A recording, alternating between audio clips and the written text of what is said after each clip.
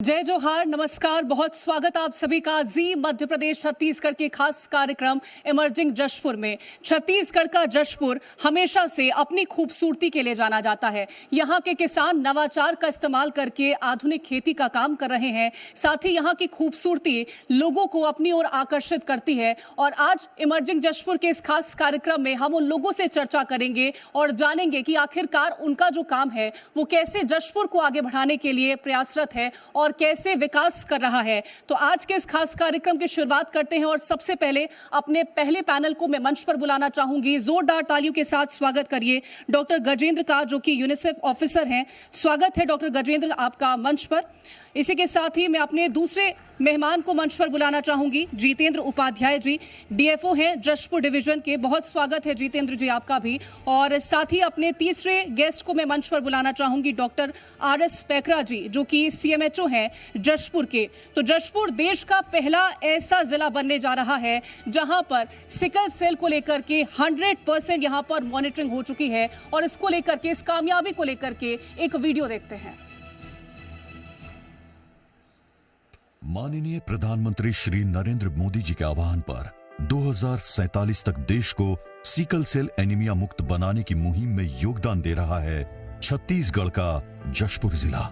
माननीय मुख्यमंत्री श्री विष्णुदेव साय जी के मार्गदर्शन में जशपुर जिले में लक्ष्य के अनुरूप सिकलिंग की 100% स्क्रीनिंग की जा चुकी है। इसके लिए जिले से 0 से 40 वर्ष के आयु वर्ग का चयन किया गया था। लक्षित आबादी कुल आबादी की लगभग 71% थी। और ये जो गवर्नमेंट का प्रोजेक्ट है कि हमको जो है 100% population 0 to 40 year cover up करना है, ताकि उनकी जो लाइफ एक्सपेक्टेंसी हम बढ़ाएं। जिले में प्रतिदिन 20,000 स्क्रीनिंग का टारगेट रखा गया। जशपुर जिला प्रशासन और स्वास्थ्य विभाग के संयुक्त प्रयासों और जिले की जनता की जागरूकता और सहयोग से सिकल सेल की स्क्रीनिंग का लक्ष्य 100% पूरा कर लिया गया है। उनको एक टारगेट देके रखते हैं, मानव संसाधन की उपलब्धता के आधार पर टेस्टिंग करते हैं और उसका कार्य योजना एक दिन पूर्व हमको मिल जाता है। उसके अनुसार से हम लोग मॉनिटरिंग कर पाते हैं। सिकल सेल एनीमिया में लाल रक्त कोशिकाओं का स्वरूप हंसिए जैसा हो जाता है। ये एक आनुवांशिक बीमारी है जिसका कोई स्थायी उपचार नहीं। हाइड्रोक्सी यूरिया जैसी दवाएं देकर और बीमारी के उचित प्रबंधन द्वारा मरीजों के जीवन को सामान्य और कष्ट रहित बनाया जा रहा है। इससे जो अटैक्स आते हैं और बार बार जो खून चढ़ाना पड़ता है सिकल सेल के मरीजों को, तो हमारा एम्फेसिस ये है कि अधिक से अधिक लोगों का जांच करें और उनको ये दवाई दें, ताकि उनकी जो डिपेंडेंसी है खून चढ़ाने की वो कम करने का हमारा इसमें फोकस है। लक्ष्य सिर्फ इस पीढ़ी को नहीं बल्कि आगामी पीढ़ी को भी सिकल सेल से बचाना था। आने वाली जो वंश है उस पे हम इस सिकल सेल के प्रसार को हम रोक सकते हैं और जिससे है ये बीमारी को हम जड़ से खत्म कर सकते हैं। माता पिता से बच्चों में स्थानांतरित होकर पूरी पीढ़ी को संक्रमित कर देता है। भावी पीढ़ी को बचाने के लिए सिकल कुंडली मिलान बहुत जरूरी है। सिकल क्लिनिक के माध्यम से सिकल कुंडली मिलान के संबंध में लोगों की काउंसलिंग की जा रही है।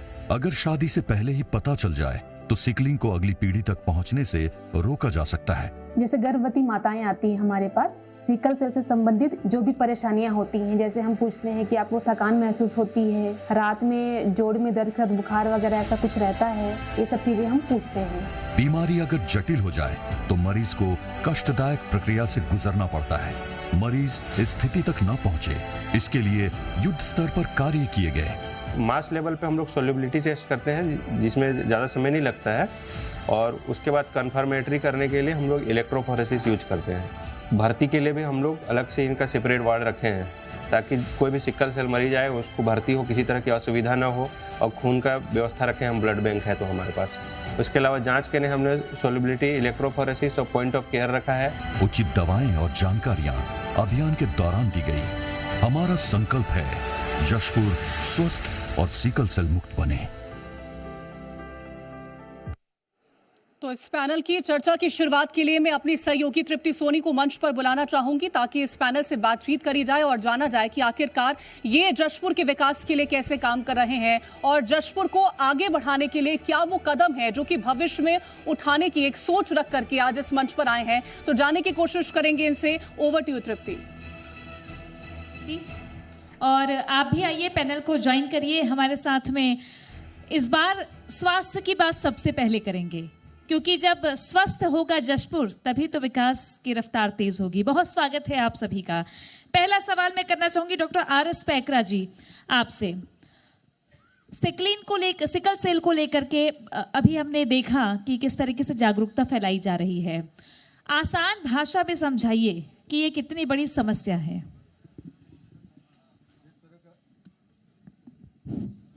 जिस तरह का आप लोगों ने वीडियो में देखा कि जो हमारा सामान्य रक्त कण है, लाल रक्त कण है, ये सिकल शेप हो जाता है। सिकल शेप न सिर्फ उसका शेप ही बदलता है, अगर शेप बदलता है और उसमें कुछ चेंजेज हो जाते हैं उसके क्रोमोसोम में, तो उससे जो लाइफ एक्सपेक्टेंसी है लाल रक्त कण की, वो 120 दिन से कम हो जाता है। और इसके साथ साथ ये होता है कि वो जल्दी जल्दी टूटता है और बनने और लाल रक्त कण बनने और टूटने में अगर डिस्पेरेंसी हो जाती है, ज़्यादा टूट रहा है, तो उस स्थिति में हमारे शरीर में रक्त की कमी आती है। रक्त की कमी आने से विभिन्न प्रकार के कमियां होती है और जिससे अभी वीडियो में आप लोगों ने देखा कि बार बार रक्त चढ़ाना भी पड़ सकता है और उसको सिकल सेल क्राइसिस कहते हैं। उस स्थिति में काफ़ी पेनफुल कंडीशन आता है। तो ये सब स्थितियों को दूर करने के लिए उसको हाइड्रोक्सी यूरिया देते हैं और इसको हम लोगों ने ध्यान में रखते हुए हम लोग ज़िले में पहले एक ब्लॉक को चयन किए, वो था दुलदुला ब्लॉक। उसके सभी सब सेंटरों में हमने दल बनाया और उसके बाद उनका वहाँ के 100% लोगों का अंडर 40 ईयर के 100% लोगों का परीक्षण किया। उसके बाद हम लोगों ने पूरे ज़िले के जो सामान्य पॉपुलेशन का 72% होता है 40 वर्ष से कम उम्र के, उन लोगों को हमने पूरे ज़िले में जितने भी सब सेंटर हैं उतने में हम लोगों ने दल बना के उनको हमने परीक्षण कराया और आज की स्थिति में लगभग 100% अंडर 40 ईयर का हमने सर्वे कर लिया है, स्क्रीनिंग कर लिया है। तो 100% सर्वे हो चुका है और ये बहुत ही शानदार एक बात है जो कि अगर बात करते हैं तो जशपुर ऐसा ज़िला है जहां पर 100% जो है वो सिकल सेल को लेकर के जो पूरी जांच है वो हो चुकी है। मेरा सवाल गजेंद्र जी आपसे रहेगा, अगर मैं जशपुर ज़िले की बात करूं तो यूनिसेफ की यहाँ पर अभी तक की प्राथमिकताएं क्या रही हैं? नमस्कार। यूनिसेफ राज्य सरकार को केवल आकांक्षी जिलों ही नहीं बाकी सारी जिलों में भी तकनीकी सहयोग और पायलट और ट्रेनिंग, इनोवेशन, इन तरीक़ों से मदद करता है। जशपुर ज़िले में हम न केवल सिकल सेल, इसके अलावा जो पहाड़ी कोरबा पीवीटी ग्रुप है उनके अंदर स्वास्थ्य जागरूकता, इसके अलावा राष्ट्रीय बाल सुरक्षा कार्यक्रम यानी कि RBS के जिसको चिरायु योजना बोलते हैं उसके थ्रू, और इसके अलावा जितने ज़िले की स्वास्थ्य संस्थाएं हैं उनमें लगातार मॉनिटरिंग और निगरानी के द्वारा उनका स्वास्थ्य सेवाओं में उन्नयन के लिए कार्य करते हैं। यूनिसेफ का सहयोग केवल जिला स्तर पर तकनीकी सहयोग ही नहीं रहता है, इसके अलावा ग्राउंड में जहाँ भी कहीं ट्रेनिंग, मॉनिटरिंग या कोई इम्प्लीमेंटेशन या कोई आइडियाज़ हैं उनको इम्प्लीमेंट करने में हेल्प करते हैं। सिकल सेल की बात में एक इम्पॉर्टेंट बात है जो मैं आपको दोहराना चाहूँगा कि सिकल सेल एक आनुवंशिक बीमारी है, यानी कि इसको आप सिर्फ एक ही तरीके से रोक सकते हैं कि एक जनरेशन से आगे जनरेशन में ना जाने पाए। तो जो राष्ट्रीय सिकल सेल उन्मूलन कार्यक्रम है उसके अनुसार लक्ष्य जो था हमारा कि हम 40 वर्ष से कम उम्र की जो जनसंख्या है उसका जो स्क्रीनिंग है वो अगले 3 वर्ष में करेंगे। लेकिन जशपुर न केवल राज्य का बल्कि देश का पहला जिला है जो केवल 5 महीनों के अंदर ये पूरी उपलब्धि करी है।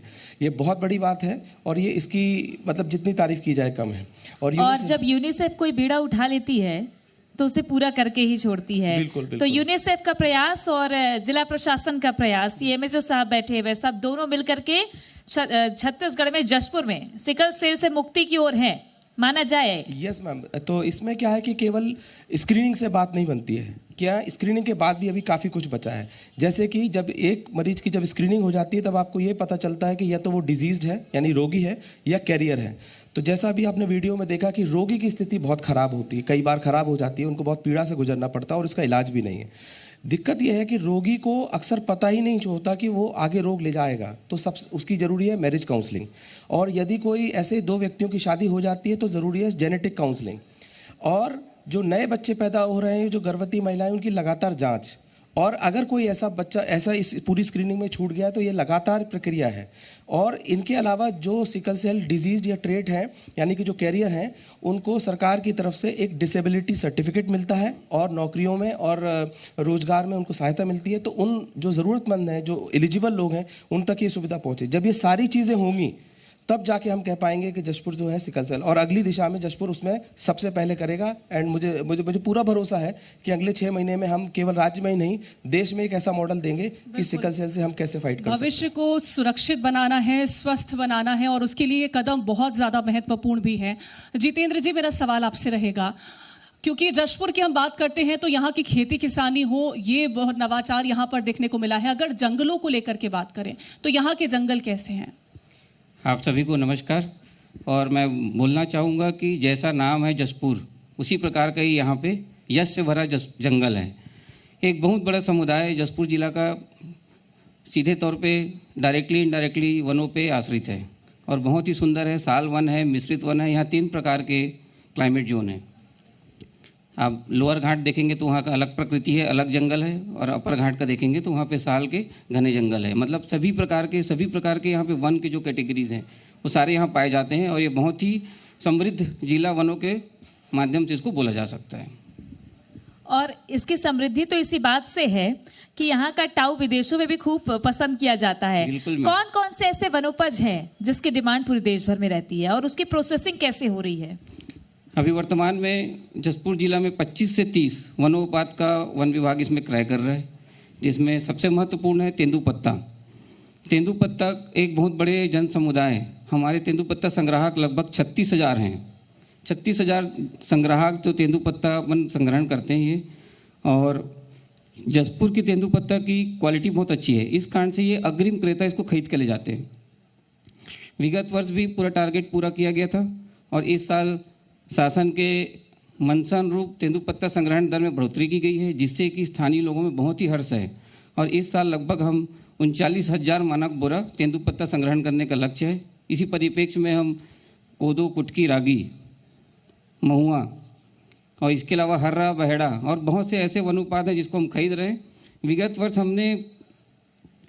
वर्ष के कंपैरिजन में इस साल हम लगभग 1,000 क्विंटल रागी और कोदो खरीद चुके हैं, जिसका सीधे लाभ संग्राहकों को मिल रहे हैं। और शासन के मंशानुरूप, माननीय मुख्यमंत्री जी के मंशानुरूप जशपुर जिला में गौरव की बात है कि यहाँ पे पीवीटीजी के लिए 2 वनधन केंद्र, प्रधानमंत्री वनधन केंद्र स्थापित किया गया है, जिसमें 42 समूह, पहाड़ी कोरबा महिलाओं की समूह 42 समूह, जिसकी कुल सदस्य संख्या 452 इसमें जोड़ा गया है। इनको मोबिलाइजेशन का काम किया जा रहा है। इनको कैसे संग्रहण करना है, विनाश विहीन संग्रहण, उसके साथ उसका प्रसंस्करण, ताकि उचित इनको दाम मिले और इनका जो अनुपात है वो अंतर्राष्ट्रीय मार्केट तक जा सके। इस बारे में पूरी इनकी मोबिलाइजेशन ट्रेनिंग की प्रक्रिया चालू है। और ये हर्ष की बात है कि अभी 1 माह के भीतर ही कुटुंबा में हमारी पहाड़ी कोरबा जो महिलाएं बहनें हैं, इन्होंने ट्रेनिंग प्राप्त करके दोना पत्तल में बहुत ही बढ़िया क्वालिटी का देना पत्तल बना के इन्होंने 25,000 रुपये का अभी पहला उन्होंने अपना बिक्री कर चुके हैं। इनके उत्पाद को मार्ट के माध्यम से, छत्तीसगढ़ हर्बल के माध्यम से क्रय किया जा रहा है। महिलाओं को भी आत्मनिर्भर बनाने का पूरा काम यहाँ पर चल रहा है। मेरा सवाल आपसे रहेगा RS पैकरा जी, लोगों को सुलभ इलाज मिले, इसके लिए आपकी कौन कौन सी योजनाएं जो है, वो कौन कौन से कार्यक्रम जो है वो चल रहे हैं? जिस तरह का सभी लोगों को विशेष लाभ मिले, इसके लिए तो बहुत सारी योजनाएं हैं, लेकिन कुछ विशेष ग्रुप, जैसे हमारा पहाड़ी कोरबा ग्रुप है जो हमारे विकास से थोड़ा दूर हैं, इनके लिए हमने सहयोगिनी योजना चालू की हैं, जिसमें हम लोग विकासखंड बगीचा, जो पहाड़ी कोरबा क्षेत्र है, पाट एरिया है, वहाँ के लोग बाग स्वास्थ्य सिस्टम में उतना नहीं जुड़े हैं। इस वजह से हम लोग वहाँ सहयोगिनी नियुक्त किए हैं। जो जिस तरह का आप सब जानते हैं कि अगर हम कहीं नए जगह जाएं या नए संस्था में जाएं तो वहाँ के स्वास्थ्य सेवाओं या कोई जो भी सेवा है, वो सेवा को प्राप्त करने में हमको दिक्कतें आती है। तो उन दिक्कतों को देखते हुए हम लोगों ने पहाड़ी कोरबा ग्रुप से ही 2 बच्चियों को रखे हैं, जो जैसे अस्पताल में पहाड़ी कोरबा या जो भी दूरस्थ एरिया से आते हैं, उन लोगों को अस्पताल में कैसे भर्ती करना है, और कहाँ पे क्या जांच होती है, कहाँ पे डॉक्टर बैठते हैं, कहाँ पे क्या जांच हो। और इसके बाद भी अगर उसको बाहर रेफ़र किया जाता है तो रेफ़र के लिए भी उसको वहाँ तक वो सहयोगिनी वहाँ तक पहुँचाती हैं और उनको उच्च स्तर तक वहाँ उनके साथ रहती हैं और उपचार करवा के वापस आती हैं। और एक चीज़ और जो महत्वपूर्ण है और सिकल सेल से बहुत रिलेटेड है, वो हम लोगों ने अभी इसी साल ज़िले में एक ही हमारे पास ब्लड बैंक था और एक ब्लड स्टोरेज यूनिट था। उसके जगह हम लोगों ने 6 ब्लड स्टोरेज यूनिट, टोटल मतलब 7 ब्लड बैंक और ब्लड स्टोरेज यूनिट मिलाकर 7 संस्था ऐसे चालू कर लिए हैं ज़िले में। जैसे ही ब्लड की किसी को भी ज़रूरत पड़े, विशेषकर जिस तरह का आप लोग ने जाना है कि सिकल सेल को बार बार ब्लड की ज़रूरत पड़ती है, इन सबों को ध्यान में रखते हुए हम लोग ब्लड स्टोरेज यूनिट चालू कर लिए हैं। उसके लिए हम लोग कैंप आयोजित करते हैं। जिले स्तर से ही कलेक्टर महोदय के मार्गदर्शन में इसका कैंप कैलेंडर बनता है। हम लोग विभिन्न समूहों से संपर्क करते हैं, जैसे यूथ है या पुलिस है या एजुकेशन है, जहाँ पे एक जगह लोग बाग रहते हैं, उन लोगों से संपर्क करके उनका सहयोग प्राप्त करते हैं और वहाँ से ब्लड डोनेट करवाते हैं ताकि हमको कभी भी रक्त की ज़रूरत माने कमी ना हो। बिल्कुल, और ये प्रयास कि हर तरफ से सुविधा हो, क्योंकि इमरजेंसी हो तो ऐसे में हर वैकल्पिक सुविधा होनी चाहिए।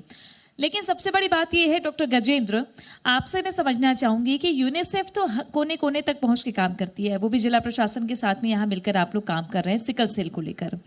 दुर्लभ इलाके हैं जशपुर में, ऐसे कई इलाके हैं जो दुर्लभ है, जहाँ पहुँचना भी अपने आप में चुनौती होती है। वहाँ पे बसते हैं विशेष संरक्षित जनजाति के लोग। उन तक पहुँचने के लिए और ख़ास तौर पर सिकल सेल की पहचान के लिए कैसे आप लोग काम करते हैं? कोई किस्सा हो तो ज़रूर बताइएगा। बिल्कुल, पिछले साल जिला प्रशासन पिछले कुछ महीनों में जिला प्रशासन ने इस बारे में सोचा कि जो हमारा विशेष सुरक्षित समूह है, जिनको कि देश में कई तरह के हैं, उनमें से हमारे यहाँ पर 5 हैं और जशपुर में मुख्यतः उसमें से 3 हैं, पहाड़ी कोरबा और बिरहोर।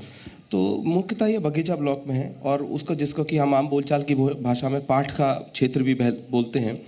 तो वहाँ पर सबसे बड़ी कोई भी योजना यदि आपको स्वास्थ्य की हो, शिक्षा की हो, कोई भी योजना यदि आपको लागू करनी है तो सबसे पहले आपको चाहिए कि जनसंख्या कितनी है। और चूंकि ये क्षेत्र दुर्गम है तो वहाँ पर जनसंख्या का सही आकलन लंबे समय से नहीं हुआ था। जब मैं कह रहा हूँ कि जनसंख्या का आकलन, तो विशेषकर मेरा जोर है पहाड़ी कोरबाओं की गिनती।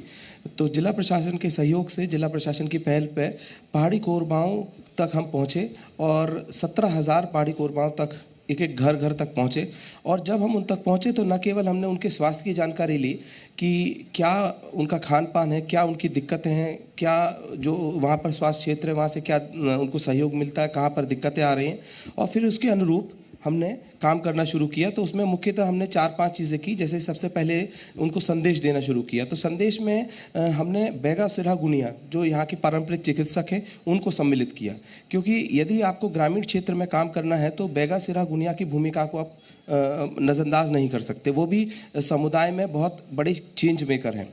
दूसरा हमने काम किया कि जो पंचायती राज विभाग है, यानी कि जो हमारे PRI इंस्टीट्यूशन से सरपंच सचिव, इनकी भूमिका को भी हम स्वास्थ्य में लाए और इसके साथ साथ समाज के जो उनके प्रतिनिधि हैं उनको भी हम स्वास्थ्य में लाए और सबके साथ मिलकर हमने ग्राम सभाएं की और प्रत्येक परिवार तक हम कम से कम 3 बार पहुँचे। सबसे पहले जब गिनती की गई, उसके बाद एक बार उनका संदेश दिया गया और तीसरी बार जब हम सिकल सेल की जांच में गए। तो इस तरह से भी बन जाए, पहचान भी जाए। बिल्कुल, सबकी पहचान।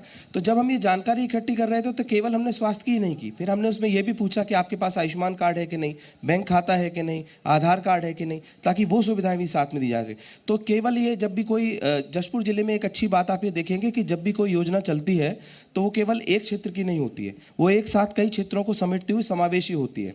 तो ये चूंकि गिनती केवल पहाड़ी कोरबाओं की थी, लेकिन इसमें साथ साथ सारे क्षेत्रों के लिए काम था और इसी तरीके से हमने जब उनके PBTG के लिए उनके स्पेसिफिक काम करना शुरू किया। अब अगली जो क्षेत्र है, अगला जो चरण है, उसमें हम उन तक हम काम करेंगे, जिसमें अगले पैनल में शायद संगवारी हैं जो वो बताएंगे कि उनके साथ हम किस तरह काम कर रहे हैं। तो यूनिसेफ उसमें भी सहयोग कर रहा है। बिल्कुल, तो समाज के कई सारे लोगों को एक साथ इकट्ठा करके उन लोगों तक मदद पहुंचाने का काम है और सरकार की योजनाओं को भी अवगत कराने का काम ये लोग कर रहे हैं। बहुत उम्दा काम है आपका। जितेंद्र जी, मेरा सवाल आपसे रहेगा, कई दिनों से खबरें आती हैं हाथियों को लेकर के और बहुत पीड़ादायक ये खबरें रहती हैं, तो कैसे जो इंसान है और हाथियों के बीच में जो कॉन्फ्लिक्ट चल रहा है, इसको मेंटेन करने के लिए क्या कदम उठाए जा रहे हैं? मैं बताना चाहूँगा कि जसपुर जो है झारखंड और उड़ीसा सीमा से जसपुरों का, वहाँ के हाथियों का ये प्रवेश द्वार है। जसपुर में हाथी उड़ीसा और झारखंड से आता है और ये प्रवेश द्वार माना जाता है। वर्तमान में हाथी कोई समस्या नहीं है। यदा कदा कभी हाथी और इंसान के बीच मुठभेड़ हो जाता है, वो एक हाथी माना द्वंद्व कॉन्फ्लिक्ट या द्वंद्व का रूप ले लेती है, लेकिन ये एक हाथी हमारा धरोहर है और इससे कॉन्फ्लिक्ट को मिनिमाइज़ करने के लिए या जीरो स्तर पर लाने के लिए ज़िले में हमने 84 हाथी मानव द्वंद्व को कम करने के लिए 84 मित्र दल का गठन किया गया है और इसमें लगभग 450 लगभग 462 इसमें अपने गांव के लोग ट्रेंड हैं, जो हाथी के व्यवहार, उसके विचरण क्षेत्र और अन्य पहलुओं से एक वैज्ञानिक पद्धति की तरह उनको सीख कर गाँव वालों को समझा रहे हैं। ये लगातार चल रहा है और इससे एक बहुत ही सकारात्मक परिणाम आया है कि विगत वर्षों की तुलना में इस वर्ष 40% हमारा जो है कैजुअलिटी कम हुआ है। और साथ ही ये हमारा दायित्व है वन विभाग का और यहाँ के स्थानीयों का कि हाथी को भी सुरक्षित रखा जाए। तो इसमें भी विगत वर्षों में आपने देखा होगा हाथी को भी नुकसान पहुँचा, पर जसपुर में पिछले 1 साल से जिला प्रशासन, विद्युत विभाग और फॉरेस्ट की एक टीम बनी हुई है, जिसके माध्यम से लगातार निगरानी की जा रही है कि कहीं करंट से या किसी भी प्रकार से हाथी को नुकसान ना हो, और इसमें हमको पूर्ण सफलता प्राप्त हुई है। मैं इसके लिए जिला प्रशासन को धन्यवाद भी देना चाहूँगा, विद्युत विभाग को भी देना चाहूँगा, और लोग जो हाथी मित्र दल हैं उनको मैं विशेष धन्यवाद देना चाहूँगा कि वो पूरी तरीके से प्रशिक्षित होकर आज रात में 2 पाली में वो 5 बजे वन विभाग के साथ निकलते हैं शाम में और 11 बजे तक के लोगों के बीच रह के हाथी और मानव के बीच की दूरी को बनाए रखते हैं। ये मंच ऐसा है ना जितेंद्र जी कि हम जानते हैं कि छत्तीसगढ़ बायोडाइवर्सिटी के मामले में बेहद अनूठा है और हाथी दोस्त बन जाएं।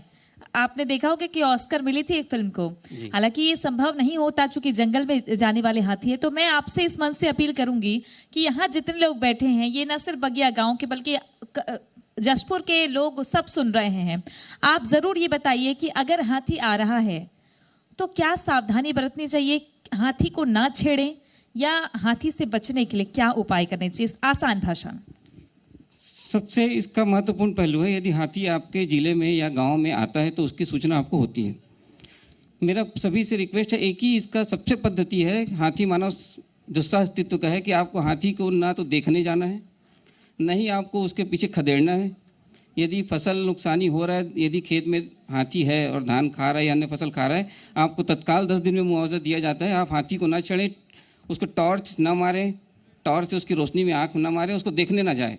आप अपने गांव की सीमा में रहें, हाथी को जंगल की सीमा में रहने दीजिए। यही एक उसके व्यवहार को समझते हुए अगर इस पहलू पे अगर काम किया जाए तो पूर्ण सफलता प्राप्त होगी। बिल्कुल, तो ये कुछ खास कदम है जिनको उठाने की ज़रूरत है। अगर किसी तरह से हाथी आपके सामने आता है तो उससे बचने के लिए क्या वो कदम है जो उठाने चाहिए, वो जितेंद्र जी ने हमें बताया है। बहुत शुक्रिया है आप तीनों का इस पैनल में हमारे साथ जुड़ने के लिए और जिस तरह से जानकारियां आपने साझा करी हैं, चाहे सिकल सेल को लेकर के हो कि किस तरह के कार्यक्रम जो हैं चलाए जा रहे हैं और कैसे हाथियों से बचने के लिए और कैसे जंगलों में जो काम है, किस तरह से वनोपज का इस्तेमाल हो रहा है, इन तमाम चीज़ों को लेकर के जानकारी हमने ली है। ओवर टू यू तृप्ति। शुक्रिया कीर्ति। और अब मैं बुलाना चाहूंगी, चूंकि ये खास कार्यक्रम है और मुख्यमंत्री के आंगन में हम ये कार्यक्रम कर रहे हैं, इसलिए सम्मान भी बेहद खास है। जी मध्य प्रदेश छत्तीसगढ़ के एडिटर मोहित सिन्हा जी को मैं मंच पर बुलाना चाहूंगी कि वे इस पैनल का सम्मान करें। डॉक्टर गजेंद्र यूनिसेफ के हेल्थ ऑफिसर हैं, बताया कि कैसे यूनिसेफ और जिला प्रशासन दोनों मिलकर सबसे बड़ी समस्या सिकल सेल को लेकर जागरूकता फैला रहे हैं। सर्वे किया जा रहा है और सर्वे के साथ साथ जांच पर भी फोकस है ताकि ये जो अनुवांशिक बीमारी है इसके बारे में लोग समझें और ये बढ़ ना पाए। जितेंद्र उपाध्याय जी डीएफओ हैं जशपुर डिवीजन के। जशपुर के सेब, जशपुर की चाय, जशपुर के वनोपज उत्पाद, टाऊ, महुआ, ये सब कुछ आज देश के अलग अलग राज्यों में जा रहा है और जशपुर की खूबसूरती इसी में है कि यहाँ के जंगल का स्वाद कैसा है। तो जंगल का स्वाद घर घर पहुंचा रहे हैं जो वन विभाग के माध्यम से सफल हो पा रहा है और महिला समूहों के माध्यम से। डॉक्टर आरएस पैकरा सीएमओ जो है जशपुर के, बताया कि कैसे अलग अलग कार्यक्रम चलाए जा रहे हैं ताकि लोगों को सुलभ इलाज हो। इसलिए सिकल सेल को लेकर अभी प्राथमिकता है। यहाँ बैठे लोग, जितने भी लोग हैं, सभी ये बात समझें कि जो जागरूकता कार्यक्रम चलाए जा रहे हैं उस पर खासा फोकस और जनता का सहयोग बेहद जरूरी है।